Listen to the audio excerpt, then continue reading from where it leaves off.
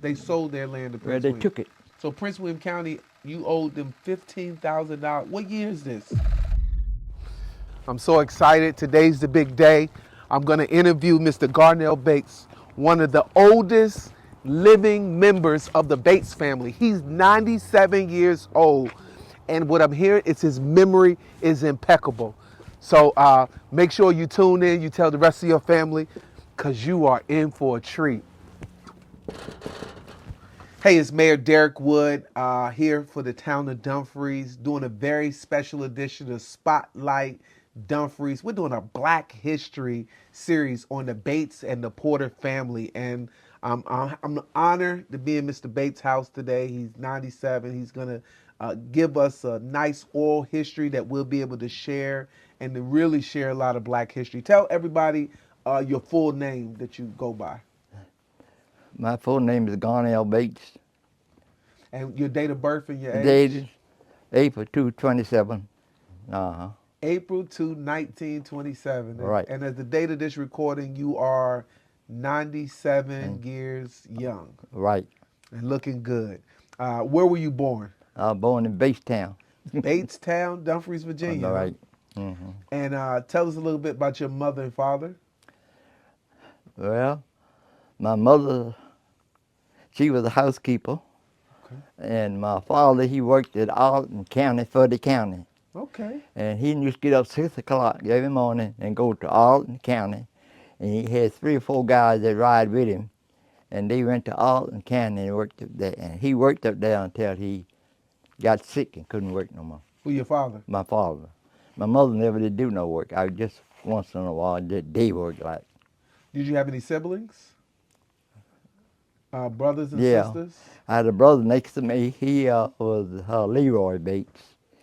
And Leroy was, I was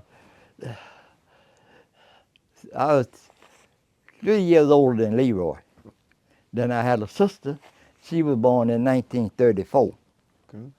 Then I had a brother, Wilson Bates. They called him Sambo by nickname, but he was born in 38. And altogether were 4 of us. And what was your sister's name? My sister named Mary Alice. Mary Alice. Okay. Uh-huh. And all of them Bates. Right. Mm-hmm. Bates. And what was it like growing up in Batestown in the, I guess when you going around the Depression, the Great Depression? Depression was getting ready. The war was getting ready to start it, and we was all our time was during the war most of the time. World War One, World War II. Okay, World War Two. No, World War II. Right. Uh-huh. And everything was kind of down until the war started. Okay. And then the war started, everything started picking up. And What caused the pickup in Batestown? well, when the war started, that Quantico started hiring people to work, and Fort Belvoir hired a lot of civilian people to work. But my father, he worked at Alton County, Fuddy County, Okay. and that's what he was doing. He was going back and forth. So, see, 95 wasn't built then, so you had to go up through Alexander and all that. So But, Route One was your highway. That was the main highway, Route 1. And Batestown ran all the way 234 all the way to Manassas, Batestown Road. No. How did you get to Manassas and get around there? What was the topography? 234 ran into number 1 down there in Dumfries. They call it Duke Street now, I think. Yeah, Duke Street. So Duke Street was the original 234, Right. Uh-huh. Yeah. which is right across from where we have Wilma Porter Town Hall. Right. Yes. Uh-huh. Yeah. And so Duke Street was the original 234. Right. And they brought that down when they built 95. They brought that down, carrying number 234 up to the further. Mm-hmm. What were you told about your birth? Were you born in a home? Did a doctor come deliver? Was it a midwife? No. I was born in my father's home, Okay. and what they call a midwife, Okay. and she lived next door, and I think she took care of all of my mother's children. at that time. What was your childhood like growing up in Batestown? Yeah. Well, one thing that we didn't have no shoes, and when school come, we had to take the shoes to go right to school, and we went barefooted most of the time. And I remember going barefoot till I was about 10 years old. So you didn't get your first pair of shoes till you was about 10?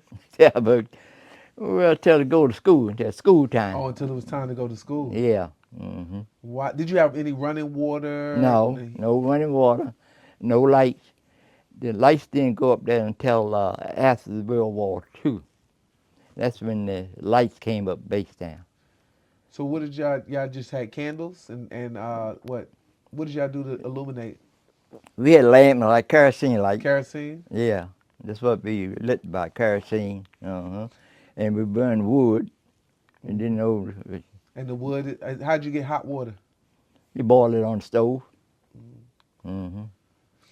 And so where'd you go swimming at and you had fun? Was it in Quantico Creek over there?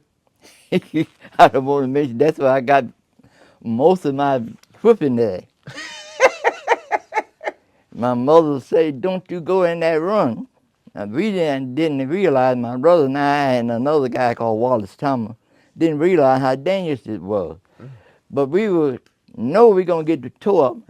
My mother found out that we down in that run, Quantico Creek. Couldn't put your hand on top of your head and your head wet. Next day back in there again. So the creek used to be pretty wide. There was a Right, lot of right. swimming. Uh-huh. And down there in front of that, my mother, after my father died, and she built a house down down the road a little further. The dam was down there, was the old dam, and the water wasn't all that deep. In some places it was. It didn't make no difference else. But my father didn't bother us. I think I got one or two whippings from him, but one I know of. But my mother, go get the switch. What were some of your favorite memories of your mother and your father? What are some of the favorite memories you have you can share? Well, we didn't have much chill with them. My father, he was working all the time. And Mama, she was getting in the field because he liked to eat. You bring your dad As long as you got something to eat, he bring the food there. Now he expect for the food to be ready when he get there. And that was she made sure he had his food, and we eat, the children eat. And he would like for the children to eat first. And then Mama always said, but he ate up the rest of the food. Because he was a good sized eater, and he was a good sized man in a way of speaking, but he had a pot belly, and they called him Jelly Belly. Jelly Belly. Wow. And the guy that were riding with him, and they, okay, Jill. His name was Jill, nickname, but his right name was Mitchell. And Do you got any memories of any of your grandparents, like their parents? No, I got my grandmother, but she was the poor thing. She just was on the children, you know. She never did accumulate too much, you know. Mm-hmm. My grandmother was a bad girl of the family. Well, She I was a say bad girl. because how come I said that? Because she had two children Okay. and they wasn't married. What was your grandmother's name? Lizzie Cole. Lizzie Cole. Mm-hmm. Okay. And And who was her two kids? my mother, and Okay. she had a sister named Ethel. Okay.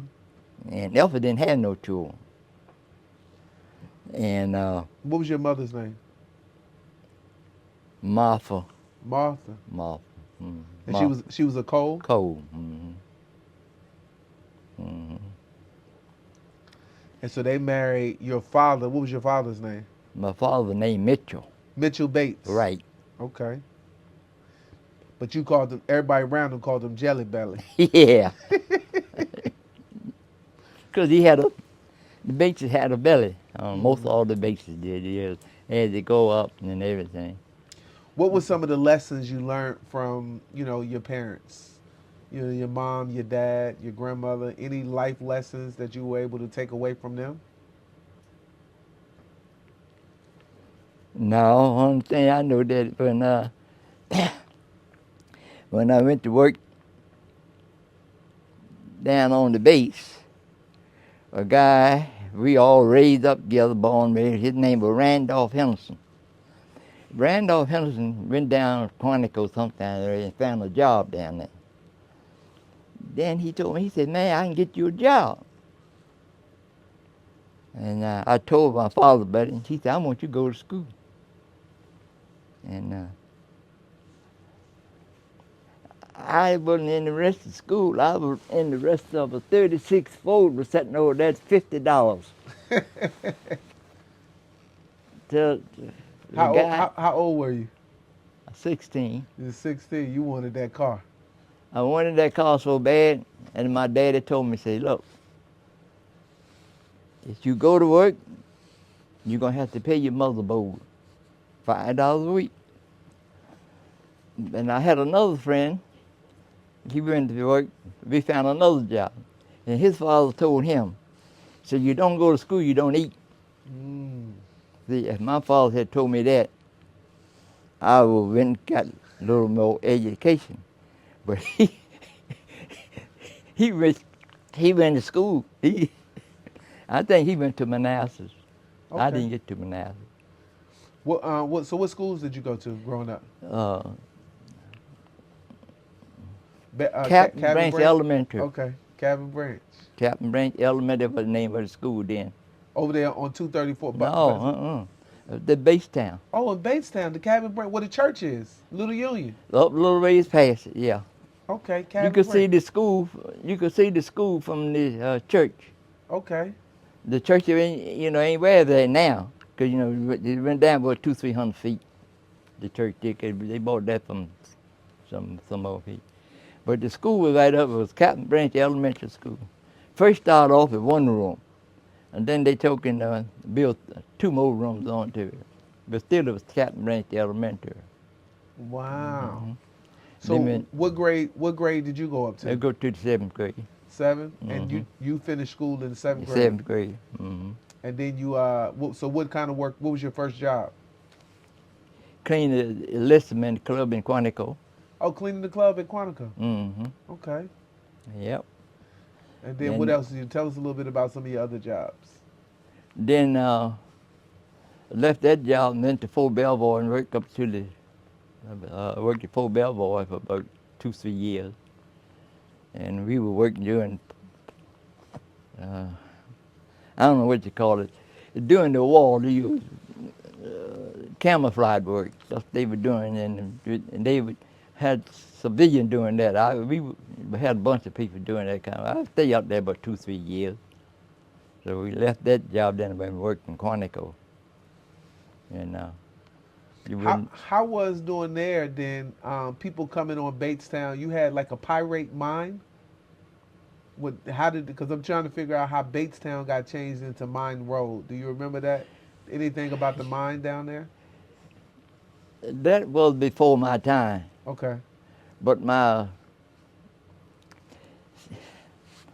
on my mother's side, there wasn't no children. Gusty Cole was the old man. Okay. His name was Gusty. He had 3 boys and 3 girls, and I understand one of them worked in the mine. Then when my mother and all them come along, they didn't work it. They closed the mine up because they had a strike. And I understand for more money or something. Anyway, when they closed the strike, and then they opened it back up. And And you don't know what year they closed it down, the mine? I believe it was in 1918. Oh, okay. Reg So them. before you were born. Yeah. Okay. Yeah, that's before I was born. So, but you heard about it. You Yeah. knew where it was at. Some my mother's people. Okay. Some of them worked in the mine. Oh. Hmm. So you did Belvoir. What was your major trade or your major work coming up for you? Well, most of the thing I was interested was the mechanic, Okay. cars and things like that. That's the Okay. most thing I was interested in. And I had a friend, he had been to school a little bit for doing that kind of work. His name was Johnny Kimmel. And that's where we worked on cars, and that's what we did. And so, Did you ever go over to the Porter Brothers shop over there on Batestown? oh, we was all together in that, Oh, you worked over in a way. But no, I never was on the payroll. there? But somebody was late, somebody coming in, didn't show up, we decided to do something, yeah. What was your relationship with the Porter Brothers? Well, the Porter Brothers family was in with the Bates family. Okay. Okay. And the Bates, her name was Mary Bates. Okay, Mary Bates. And my almost was Mary Bates and Jesse Bates. Hmm. And that land was divided up between Mary and Jesse. What land? The Batestown? Yeah. How much land was It it? was 60 acres, I understand. 60 acres. 60 acres. 60 acres. And Mary married a Thomas. Okay. So And Mary that's when married the Thomas. Thomas come in there. So Thomas is a porter. No, the Porters could come in later. Oh, No. they come in later. Okay. Mhm. Yeah. And instead of the Bates being the Bates land, then it was changed to Thomas. But it was start off it was Bates. Now, where did the Bates? This man was called Jesse Bates, and where did Jesse Bates get it from? Is past my business. So See, how did the Bates go from 60 acres? Tell us a little bit about the land when the war came in, how Prince William Forest Park. Tell us a little bit about the land swapping and all of that stuff. Jesse Bates got half of the land, Okay. and So, Mary so got about 30 acres and 30 yeah, acres. and Jesse had half, and Mary, and like I said, and Mary married a Thomas, and that's when that land become a Thomas land and Bates land. Okay. But started with all of it was the Bates that started with, and his name was Jesse. And where did Jesse get it from? That's past my business. Okay. Yeah. And then how much land? So where did the land getting sold to the federal government come into play? When did Prince William Forest Park come around? With Oh my 95? Lord. That came during the war. Okay, so during World War II, Mm-hmm. you was a During young World man. War II. And so, do you remember moving? Do you remember anything about that? We didn't move, Okay, you didn't move. but when you go up Batestown Road, Okay. you go up a hill. Bates is on all that land on the right hand side, all the way up to the school. Was up there called Hickory Ridge. Okay. Hickory Ridge was a little village like Batestown was. Okay. And during the war, they took Hickory Ridge. Now, way I just understand it now. Okay. Well, a man over there named Henry Early, he owned a lot of land over there. And Henry Early wanted to get rid of that land. So he went around and told everybody, I'm just going by hearsay, Okay. that they had to sell them, that they were going to take the land away from us, a whole lot of the Beacon Road. But this man we had over here on Basedown, he said that we didn't have to sell that land. So it's whole out. Basedown stayed there, but Hickory Ridge left with the park. So they left with Prince William Forest Park. Right. So they sold their land to Well, Prince they William. took it. Oh, they took it Yeah. Give them what they want. and just gave them a little bit of money. Right. Yeah. So they took. We don't know how many acres of Hickory No, land. we don't. Mm-mm. So this is the federal government coming in. That's what they told, but it wound up being the park. The park, but so this is I think Prince William Forest Park is a federal park. Yeah, Yeah. it's on the federal registry. Mm-hmm. So they took Hickory Ridge. Hickory Ridge, and Batestown held out. Right. Okay. And that's why everybody don't wonder why I didn't Batestown, but we had a guy called John Kendall. Mm-hmm. He was akin to the Bateses too, by being married different places, you know. Okay. And he went around and told us, said, they can't make you sell your land. Mm-hmm. And they stuck with John Kendall. And the other bunch stuck with Henry Early. Henry Early had all that land, he wanted to get rid of it. So that's why they took it, but they didn't sell, they took it anyway. So anyway, So because Bates didn't sell, they came and took it anyway. they didn't take Batestown. Okay. They took Hickory They Ridge. took Hickory Ridge. So Mm. how did the Bates family lose their land?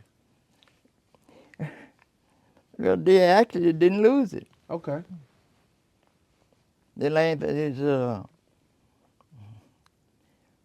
Batestown is still up there for where the base is on. It's still up there. But I don't know who owned it. There's 16 acres that I was telling you about that they turned it over when she married Thomas. It become a Thomas tract. But actually it was Bates. That is the land divided up between the 60 acres and the Jesse Bates. Now, where did Jesse Bates got it from? I never did know that. So, I mean, how you think about it in Virginia, the 1920s, the 30s, where did these black families get all of this land from? That was a good question. Yeah, where did these black families? Because there was systematically being laws that said black people couldn't buy no land. They won't give them money to be able to get no land. So how did black people have 60 acres back then? That land was given to Jesse Bates. Why? I don't know. That's a good question. That's been a question been asked all the way down through the generations. So when we sold the 16 acres we had, the first thing the lawyer wanted to know, where did Jesse get it from? But they had a class deed. People had a deed to it.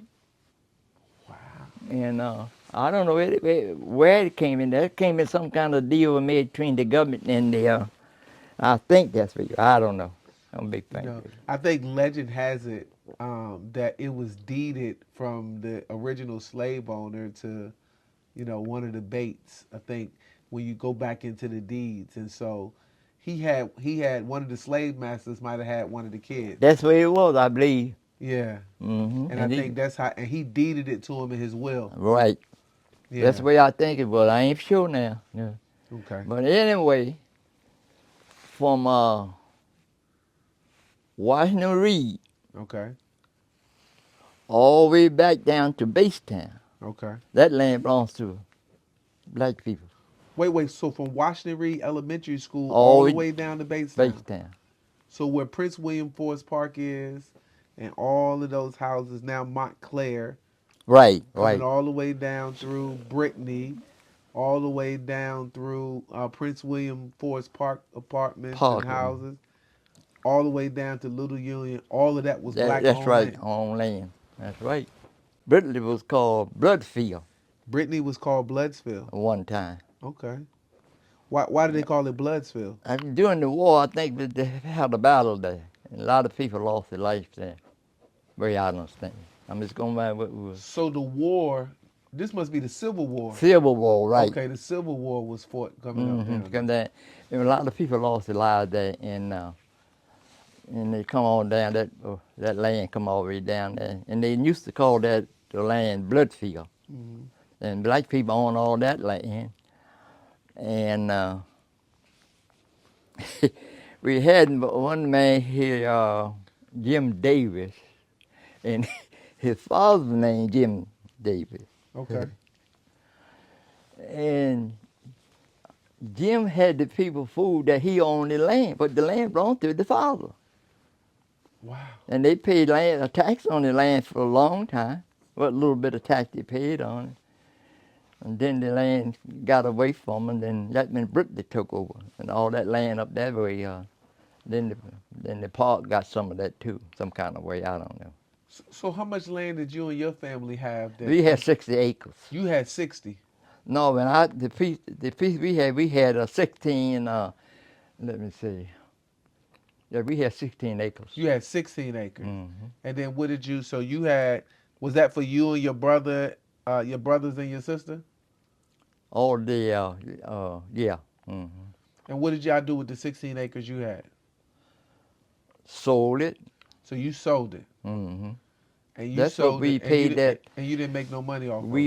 we paid $15,000, my brother and I, and we raked up money. I didn't have 16,000. Because And you had to pay taxes. taxes. So was this county taxes or state tax? Hmm. This is the county to County tax.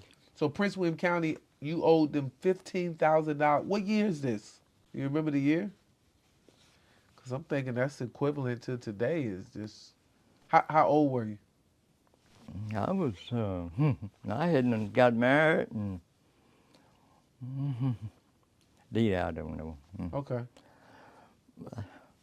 Let's say 95 or something like that. Okay. It had to be before 95. Must Yeah. be around 90. Okay. Because my wife, she hadn't passed, because she didn't pass until 26. Okay. Yeah. Well, yeah. But anyway, like I say, we raked up the money, him and I, uh, and Which paid the tax. which brother? Leroy. Leroy. Okay. Uh-huh. Leroy. And we found somebody wanted, and that's where we sold it. And I found out that it wasn't nothing in the family. Like my father had a sister in Pennsylvania. They had one child. He the one got all the money. Now, he didn't know where the land was at. Then they had another child. Let's see now. Had two children. They had to be buried up. But under my father said we had to be divided between four. That's why we didn't get. So what's on the land that you used to own now? What's on what did they build on there? The man built a house on it. Okay. Mm-hmm. You know what street it is now? Mm-hmm. Yeah, Batestown. It's on Batestown. Mm-hmm. Wow. But it's back. It ain't right on the road. It's back. It's past Little Union? Or? No, all Bates most of the Bates land is this side of the Union. Okay, so more down towards. See, the other part was Thomas land. They claim Okay. because you go past the church to the church back down to where our land was at. Mm. Yeah. So tell us a little bit about your family, like you getting married and your kids and stuff. Well, like I said, I worked different places down on the base and worked at Fort Belvoir and different places. And then I got a job for the power company. Okay. Wilmer Porter Okay. was in business down there, and I was looking for a job. And he asked the man that run the plant, the power plant, did they need any help down there? And the man told me, "You need all the help we can get." And I've been down there in 1952, and I worked down there from 1952 until 87. Oh, That's wow. when I retired. So you retired in 1987. 87. Uh-huh. And I started off at that time a label, because that's the only way you get a job. Mm-hmm. And I stayed down there. When I left as first class operator. And what the operator job was, we were pushing coal with a bulldozer. So you working down all the way down Possum Point Possum Point. at the power plant down there, all the way at the end of Possum Point. Mm-hmm. All that coal ash and stuff. All that stuff down there, and used to be down there. I mean, down there not too long ago. It ain't a coal pot, nothing look down there. Everything looks different. Because they don't burn coal no more. They burn gas. They just got the ash ponds down there now. And I understand they're going to have to clean that up. Yeah, they gotta take the ash out and put it on the landfill on their property. And why they let them do it to start with? Yeah, contaminate a lot of water and stuff down there. Wonder why they let them do it. Stuff we wonder about that. But you just think about it to yourself. You just talk about it, and that stuff go down there in the water. A lot of it went out in the river, but didn't nobody know about it. Yeah, it's learning. Yeah, we're trying to clean up from a lot of those mistakes. Ain't that something? Yeah, yeah. Tell us about your wife. Where'd you meet her? I met her through a friend of mine. We all used to party together, and it was 12 of them, and She had 12 sisters. brothers, Oh, brothers. Okay. 3 girls and 9 boys. Was Wow. they're all boys, and I met her through her brother. And one thing come on, another, the years went by, and we got to be good friends, and good friends turned into, and we was together 50-some years. Wow. And she died in 2006, Okay. and I think she's been dead now about 20 years or 19 years. She had sugar and different other stuff. And we had one child, Son. one son. He back there now sick with that, sick with asthma. Okay. Can't get his breath. Dialysis or asthma. But I never did. I So never did take sick. you worked when all that coal ash was around all of that. All of that. See, that held me back a while because they wanted me to go down there before I went. And after I got down, got to know the crew and know the supervisor, he was a good guy. Yeah, I said, I believe I might like it down there.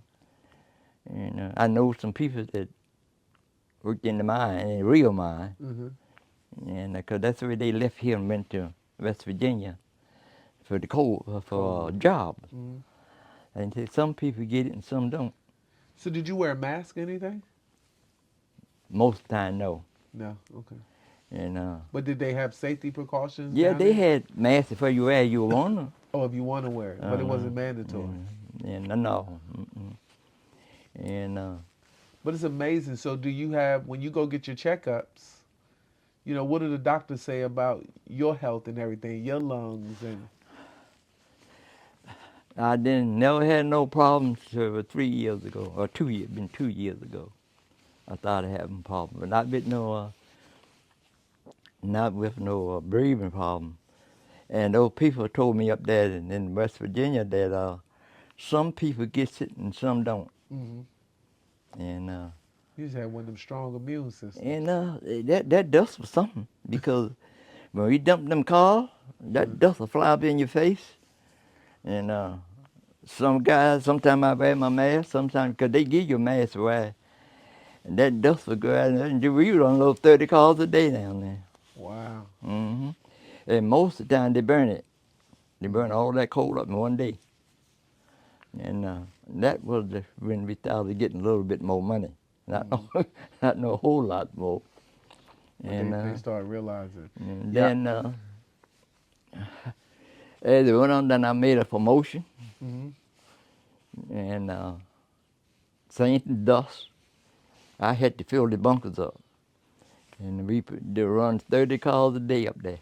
So they were burning cars? They were burning coal. Coal. Yeah, the coal. 30 cars a day.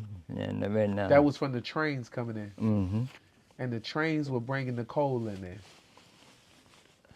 The train would bring the coal up on the main line, what we call Virginia Power. Okay. RF and P Railroad, that's what I'm trying to say. Oh, my Lord. And anyway, they drop it off on the track. They build a track special for them cars. And when you go out there and get them cars with an engine, a big engine like the train, had one though, and get them cars, and we'll dump 30 cars a day just about. Wow. Then if the cars didn't come in, we pushed them cars off this par, had a dump beat. Then you run them cars over there, and them things do that. They dump 30. If you push it, you could dump 35 cars a day. And they were running, but at that time they wasn't a little small cars. They wasn't too big a car. But boy, last they thought them beat cars. And they were telling 80 tons, and that's a lot of coal. Wow. And anyway, That is a lot they of coal. decided they gonna in 1970 Nickens gonna give the the power company a break on oil. So we started burning more oil, and we had oil sitting in the creek in the Potomac River.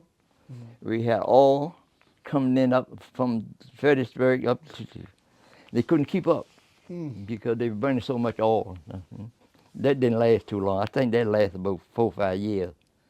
And the oil went back up. Then we had to go and open the coal back up. And all that stuff had gone down. And they had to rebuild all that stuff back up. When they opened the plant back up on coal, I was the first one that operated the job. And that was a blessing right there. And 3 more, I think before us all together, were left from the old part. Started burning that coal again. And that's when I made first class operator. Okay. So you And made that's when I started making good money. And that's when I got my Social Security. Okay. Because the more money you make, the more Social Security you pay. But And you've been retired since '87. yeah. And they've been taking good care of you. Yeah. In retirement. That's good. Tell us about, what I'm curious about. You've been around for almost a whole century.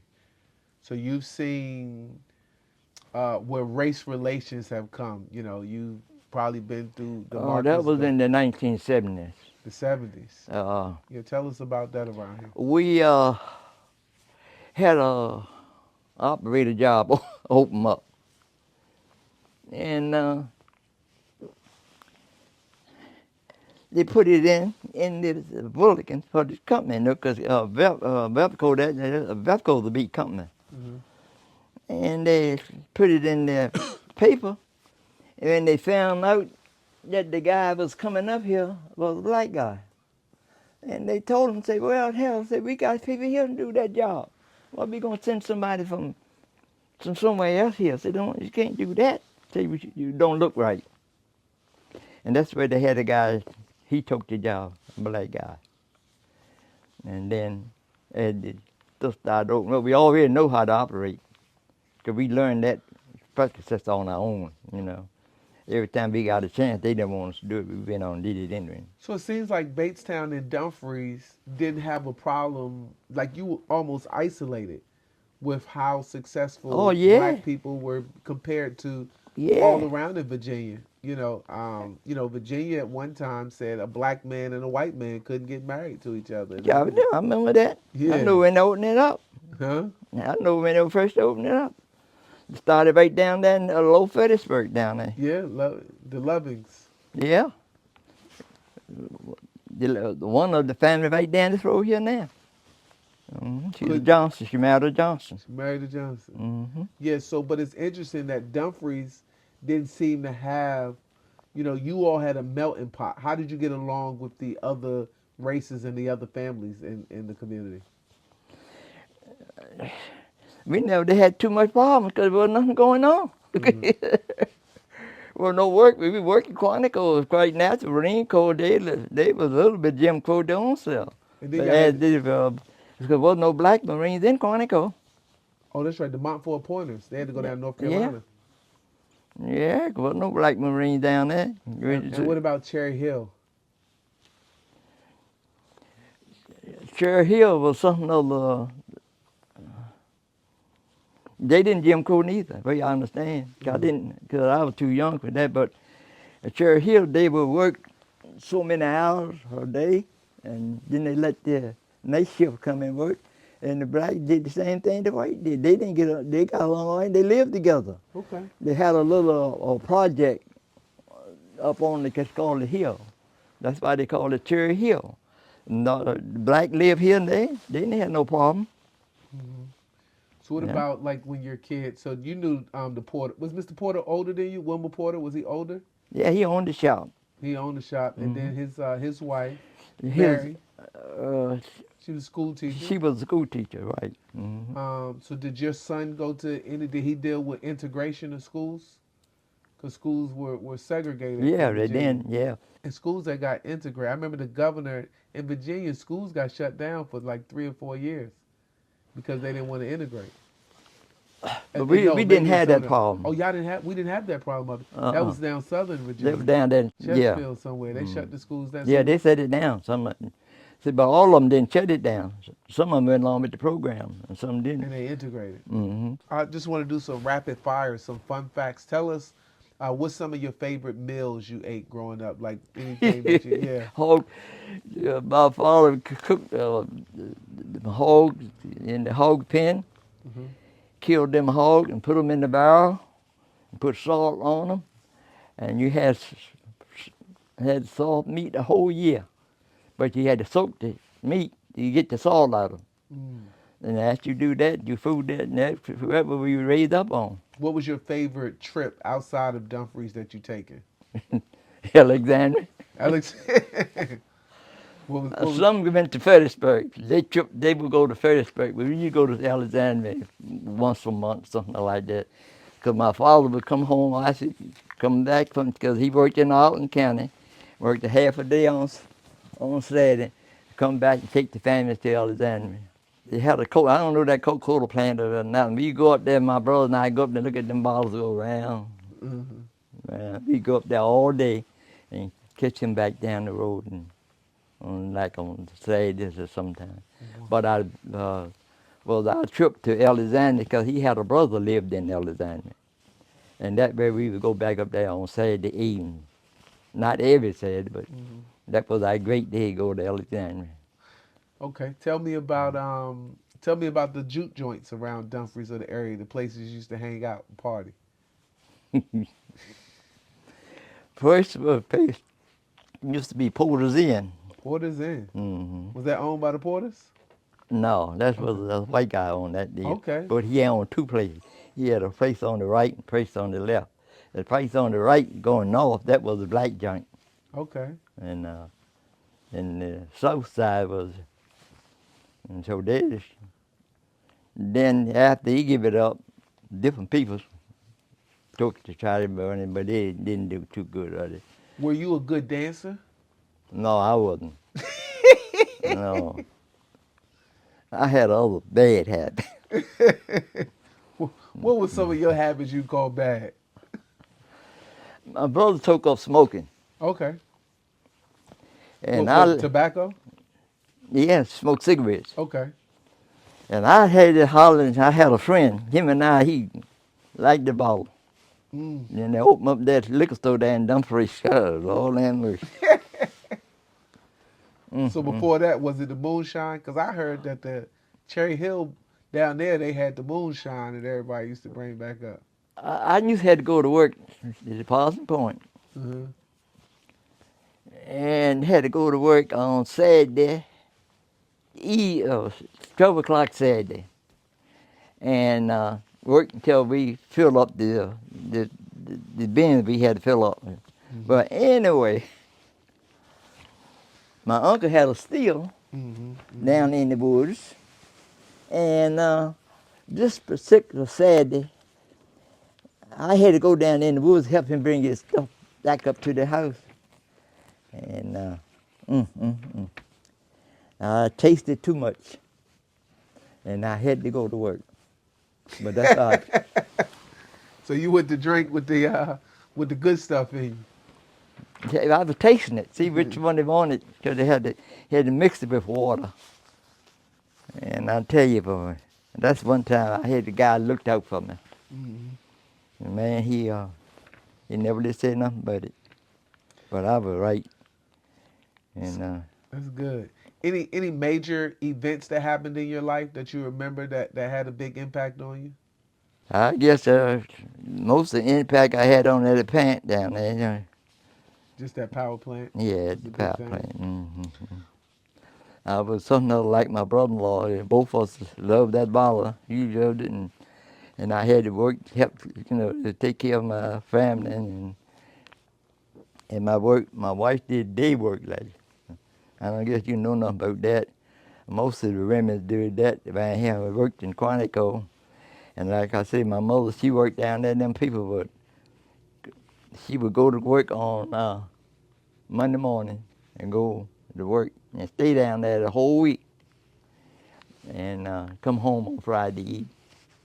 And they worked the devil out you, day and night. And some of them were nice to you, and some of them wasn't. Mm. And we had a joint pulled us in. And during that time, the people used to give house parties. I don't know if you know about that or not. Yeah, yeah, little house party. And we would go different places to the house party.